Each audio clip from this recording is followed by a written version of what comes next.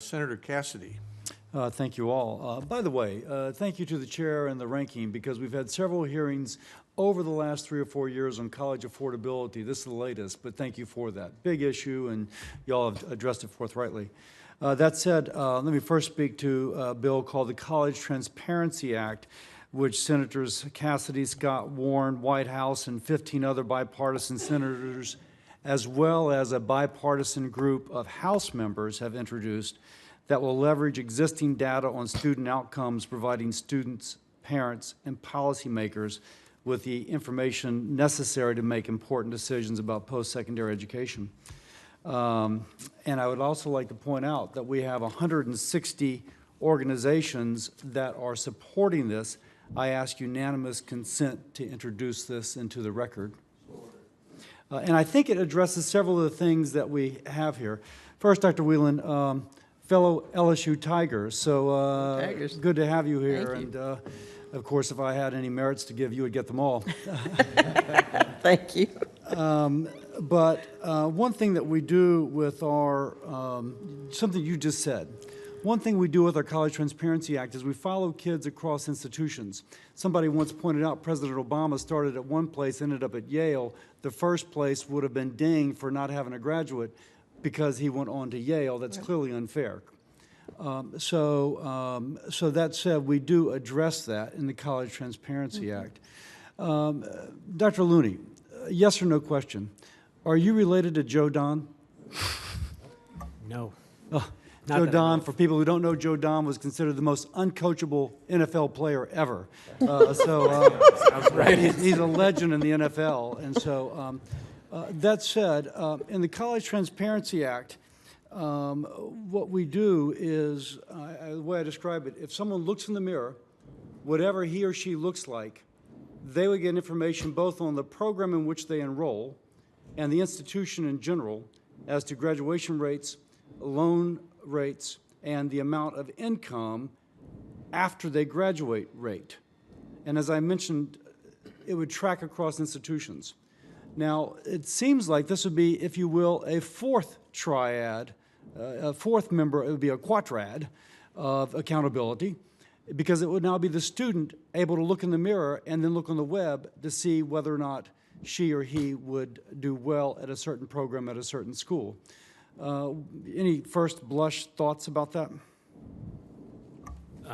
Thank you, Senator. So first of all, I think that kind of product is something that we do need. I think there's too little information that students have about their likelihood of success at different institutions. We try to provide some of that in the college scorecard, but it certainly is something that could be improved. I also think that the matching problem, or the assessment of what programs I should look at or what schools I should look at, is an important one that we spend too little time on.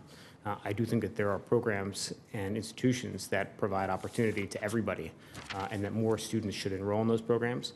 But I think people end up making poor choices sometimes because they're not informed about what the best and so this is better informed. Dr. McMillan-Cottom, I thought what you pointed out was very significant, that someone who's lower income may end up going to a place that wouldn't best serve their need. But I do know, I noted in Dr. Looney, or maybe Dr. Tamberg's testimony, the statement that it's not the student, it's the institution. And if the lower income student goes to the right school, then she or he ends up in the same place as a higher income student in terms of future earning capacity. Yeah. So again, going to our College Transparency Act, where somebody looks in the mirror, whatever I look like, this is my success rate at this institution. Again, your thoughts as to how that would address that which you spoke of, lower income students being misinformed regarding their best opportunity for advancement. Yeah, thank you very much for the question, and it is a very good one that gets at several of the complexities of what we try to do when we try to use higher education to improve social mobility for the students who have the least amount of social mobility, what many of us have continued to sort of put forth here as a critical concern and interest of any public investment in higher education.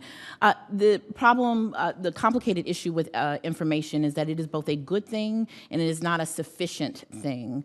And so in my experience of working with students as they try to choose among what institution to attend in a highly differentiated field of higher education that is only differentiating further, is that there's only so much that information symmetry can do to overcome the sort of practical constraints Now, on we the shouldn't let the institutions. perfect be the enemy of the good.